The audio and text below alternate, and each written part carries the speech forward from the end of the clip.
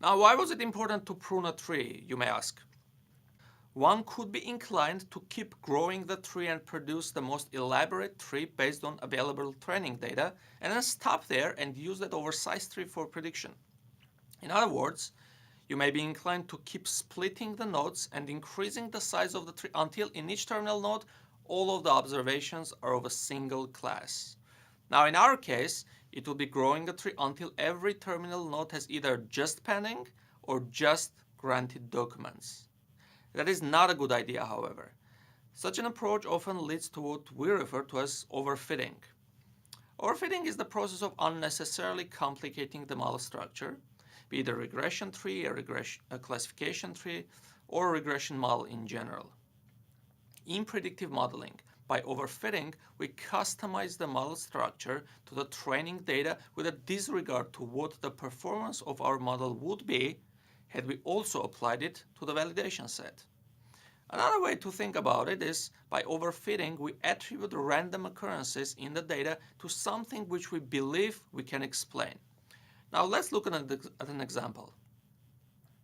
In our training data, for the patenting example, we happen to have a single document that is invented by 2 inventors. It has 19 claims and 6 prior efforts. That document happens to be pending. Now, imagine we come up with the following rule. Whenever there are 2 inventors on a document having 19 claims and 6 prior efforts made patenting it, according to our rule, we classify that as pending 3 years after submission.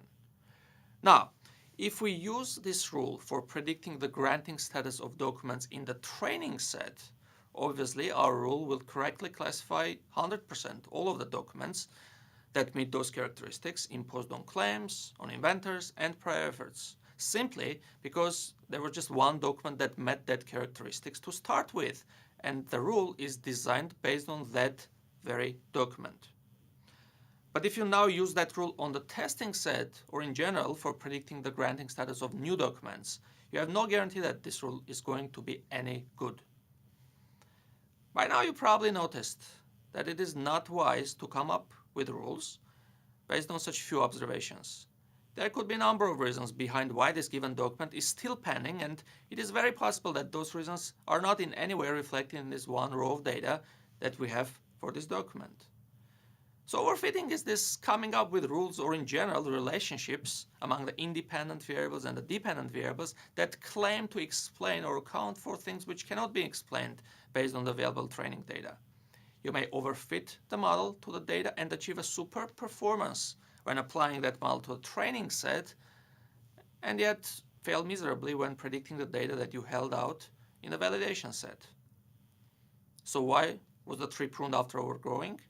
The tree was pruned to guard against possible overfitting. The pruning of the tree was necessary to shorten the tree to an effective size to be used for predictive purposes. Finally, notice that the problem of overfitting the data with an unnecessarily elaborate or complex model is not just a problem that occurs in classification and regression trees. One should be careful not to overfit the data when working with any statistical model. In general, a principle known as the Occam's razor is a good practice to be followed.